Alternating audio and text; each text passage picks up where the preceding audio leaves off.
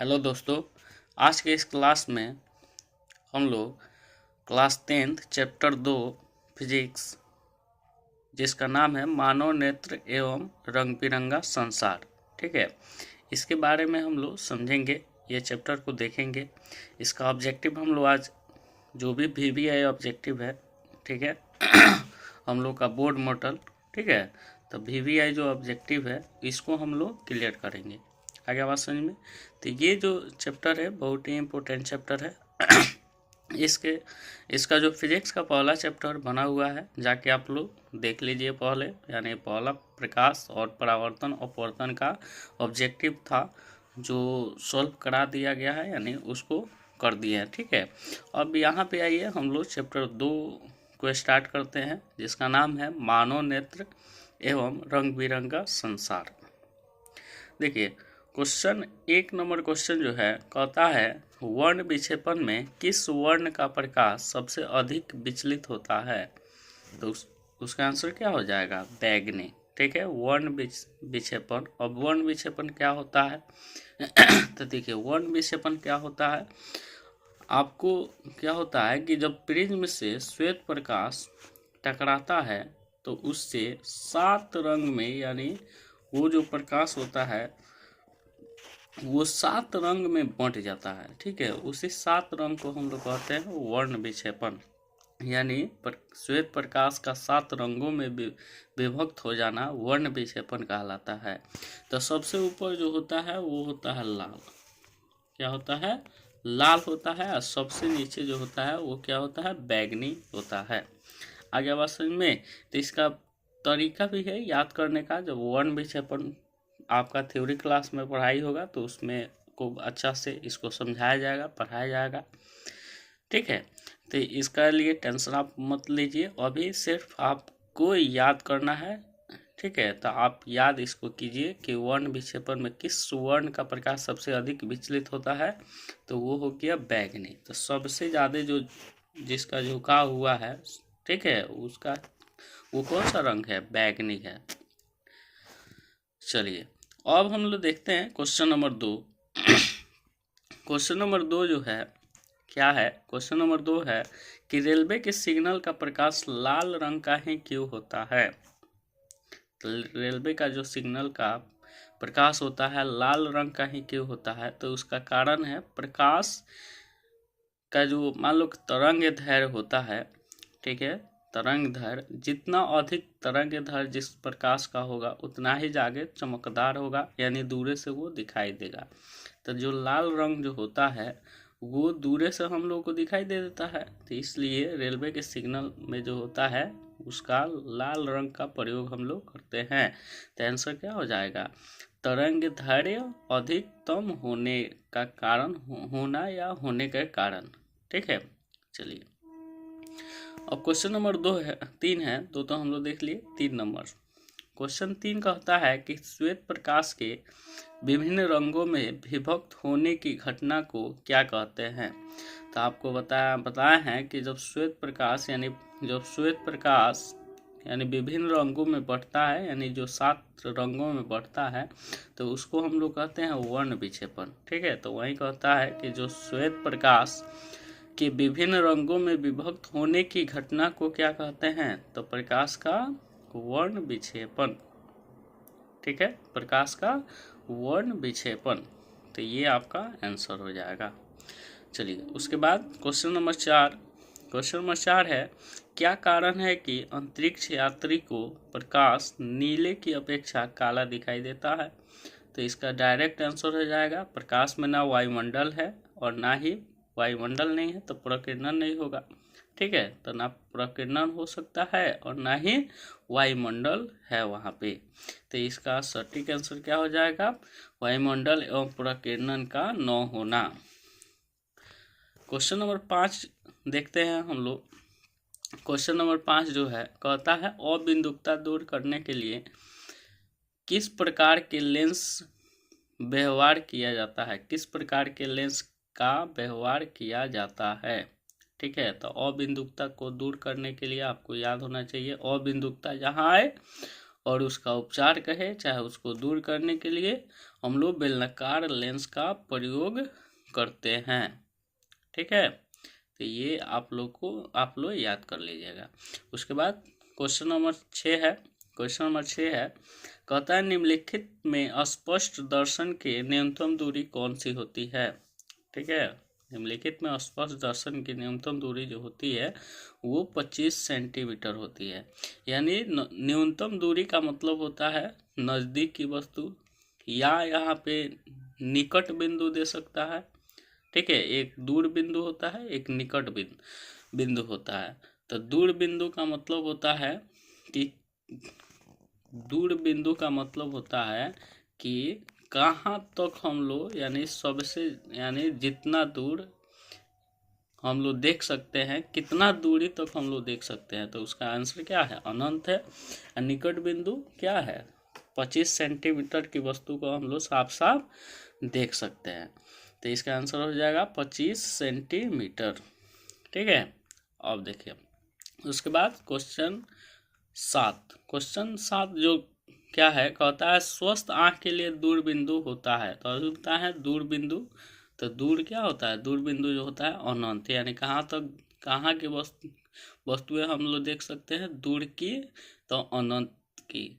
क्योंकि देखिए जो तारा होता है, तो तारा कितना दूर होता है, ठीक है, करोड़ों अरबों किलोमीटर दूर होता है, उसको हम लोग देख सकते हैं, तो वो क्या है, अनंत हो गया। उसके बाद है, कहता है कि सामान्य दृष्टि के वयस्क के लिए दर्शन की अल्पतम सेंटीमीटर दूरी क्या होगी। ठीक है, इसी को क्वेश्चन को घुमा दिया है, जो यहाँ पे 25 सेंटीमीटर जिसका यानी निकट बिंदु का है, या निकटतम बिंदु का है, या अल्पतम बिंदु का है। ठीक है, अच्छा अल्पतम दूरी का है, निकट दूरी का है, ये सब का आंसर कैसे हो जाएगा, 25 सेंटीमीटर। ये सेमी है, तो यानी सेमी का मतलब होता है सेंटीमीटर, सेमी दे देगा, नहीं तो डायरेक्ट देगा सीएम। ठीक है, तो यही मारना है। अब देखिए उसके बाद है, नेत्र लेंस के पदार्थ का अपवर्तनांक लगभग होता है। यानी नेत्र लेंस का जो पदार्थ होता है उसका अपवर्तनांक कितना होता है, उसका अपवर्तनांक होता है 1.396। क्या होता है उसका अपवर्तनांक, 1.396 होता है। ठीक है, अब देखिए क्वेश्चन नंबर 10 है।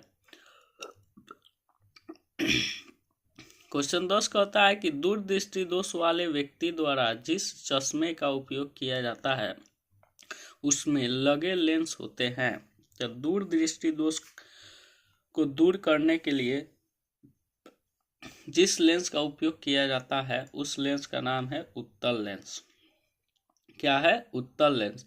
और निकट दृष्टि दोष को दूर करने के लिए किस लेंस का उपयोग किया जाता है, तो अवतल लेंस का उपयोग किया जाता है। ये आप ध्यान में रखिएगा। ठीक है, चलिए क्वेश्चन नंबर 11 जो है इसको हम लोग समझते हैं। कहता है फोटोग्राफिक कैमरा का अभिदृश्यक होता है। तो फोटोग्राफिक कैमरा का जो अभिदृश्यक होता है वो क्या होता है, उत्तल लेंस होता है। क्या होता है, उत्तल लेंस। ठीक है, तो फोटोग्राफिक कैमरा का अभिदृश्यक कितना होता है, उत्तल लेंस होता है। उसके बाद है, निकट दृष्टि दोष का निवारण किस लेंस से किया जाता है। तो अभी बोले हैं कि दूर दृष्टि दोष का निवारण उत्तल लेंस से किया जाता है, निकट दृष्टि दोष का निवारण अवतल लेंस से किया जाता है। ठीक है, अब देखते हैं हम लोग क्वेश्चन नंबर 13। क्वेश्चन नंबर 13 है, मानव नेत्र जिस भाग पर किसी वस्तु का प्रतिबिंब बनाते हैं वह है, तो दृष्टिपटल। क्या है, दृष्टिपटल कहेगा या रेटिना कहेगा। इसका नाम क्या हो जाएगा, रेटिना, और नहीं तो दृष्टिपटल। आ गया बात समझ में, या तो कहेगा रेटिना, ठीक है, क्या बोलेगा, रेटिना, या तो बोलेगा दृष्टिपटल। बात क्या होगा, सेम ही होगा। ठीक है, क्वेश्चन नंबर 14 है। क्वेश्चन 14 कहता है कि मानव नेत्र में किस प्रकार का लेंस पाया जाता है? तो मानव नेत्र में उत्तल लेंस पाया जाता है। मानव नेत्र में कैसा लेंस पाया जाता है? उत्तल लेंस पाया जाता है। ठीक है, तो ये आपका आंसर हो गया। क्वेश्चन नंबर 15 है। क्वेश्चन 15 क्या बोलता है? कहता है मानव नेत्र द्वारा बने प्रतिबिंब के लिए पर्दे का कार्य करता है। तब पर्दे का कार्य करता है। अच्छा है, बोल दे कि कहाँ पे नेत्र के किस भाग पे मान लीजिए प्रतिबिंब बनता है किसी वस्तु का, तो उसका आंसर क्या हो जाएगा? दृष्टिपटल हो जाएगा, और नहीं तो रेटिना हो जाएगा। क्या हो जाएगा? रेटिना। आगे बस समझ में, तो ये आपको क्वेश्चन देगा।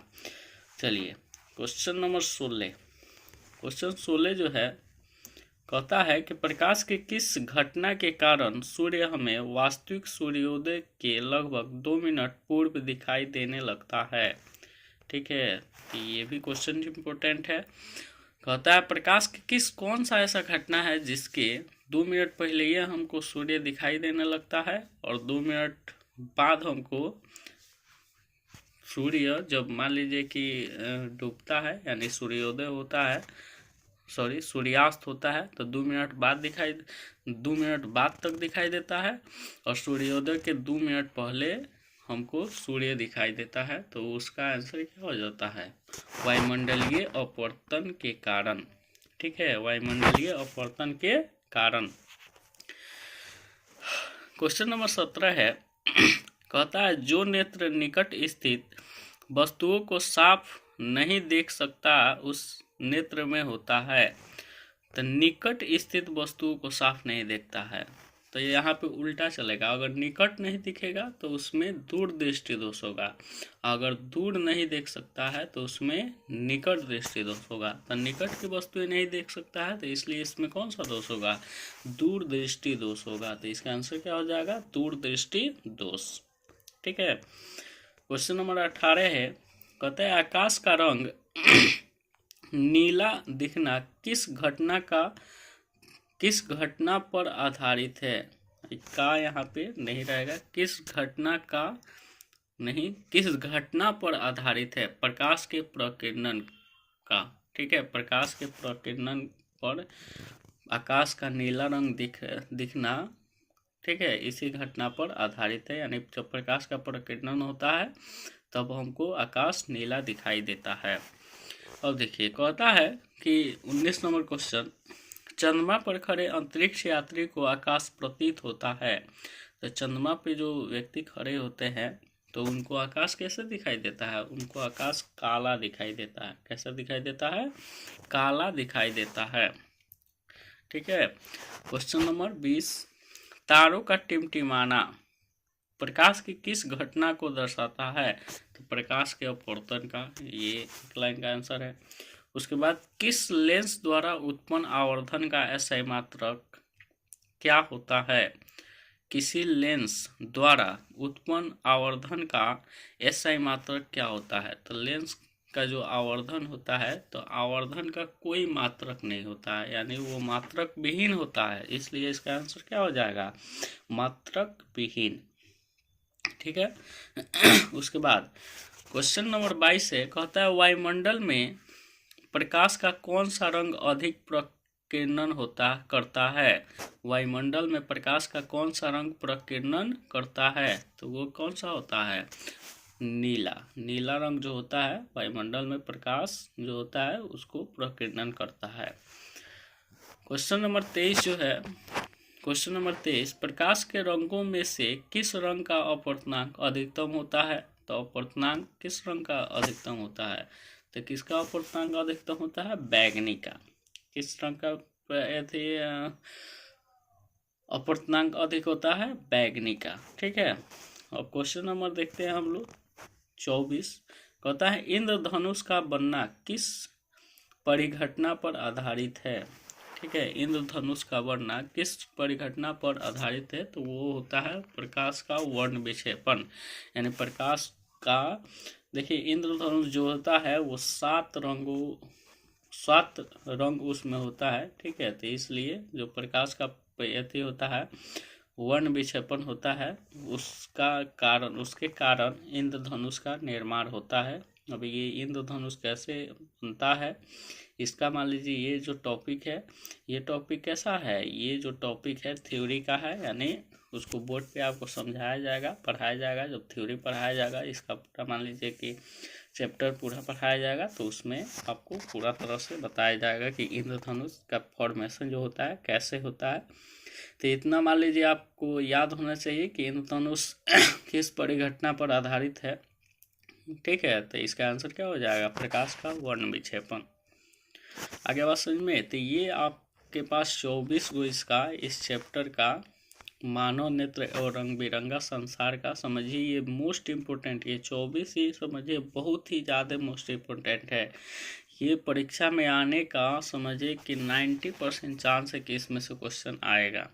ठीक है, 100% तो कोई नहीं कह सकता है कि कहाँ से कौन क्वेश्चन पूछेगा, लेकिन 90% हम गारंटी के साथ बोलते हैं कि इसमें से क्वेश्चन रहेगा। ठीक है, 10% मान लीजिए इधर उधर से रहेगा, तो आप लोग मान लीजिए इसको सेलेक्ट लीजिएगा टारगेट से, चाहे कोई भी क्वेश्चन बैंक आप उठा के याद कर लीजिए। ठीक है, ऐसे नहीं आपको विश्वास हो रहा है तो आप मान लीजिए कि जाइए क्वेश्चन बैंक उठाइए, उसमें ऑब्जेक्टिव है, उसका ऑब्जेक्टिव सॉल्व कीजिए, बन रहा है कि नहीं। अगर बनेगा तो समझिए कि हाँ ये क्वेश्चन इम्पोर्टेंट। अगर क्वेश्चन बैंक नहीं बनेगा तब समझिए कि पढ़ने से कोई फ़ायदा नहीं है ये। ठीक है, तो इसलिए ये आपका ऑब्जेक्टिव इस पार्ट का भी ख़त्म हो गया। नेक्स्ट क्लास में हम लोग तीसरा चैप्टर का ऑब्जेक्टिव हम लोग कर लेंगे, यानी लगातार ऑब्जेक्टिव हम लोग करके उसके बाद सब्जेक्टिव पे आएंगे। ठीक है, और सब्जेक्टिव करने के बाद इसका ऑब्जेक्टिव सब्जेक्टिव हो जाएगा, उसके बाद आपको थ्योरी क्लास पढ़ा देंगे। ठीक है, बोर्ड पे उसको पढ़ा दिया जाएगा। चलिए, तो आज के लिए हम लोग इतना ही रहने देते हैं। आप लोग इसको बढ़िया से बेटर ढंग से इसको मान लीजिए, जिनको एक बार में नहीं समझ में आ रहा है वो बार बार इस वीडियो को देखें, तब आपको बढ़िया से समझ में आ जाएगा। उसके बाद आप इसका नोट्स बना लीजिए अपने कॉपी में, जो भी क्वेश्चन है इसको लिख लीजिए। ठीक है, इसका नहीं तो स्क्रीनशॉट मार दीजिए सबका। ठीक है, सबसे बढ़िया रहेगा कि आप नोट्स बनाइएगा इस सब का, तो बेटर रहेगा। चलिए, थैंक यू।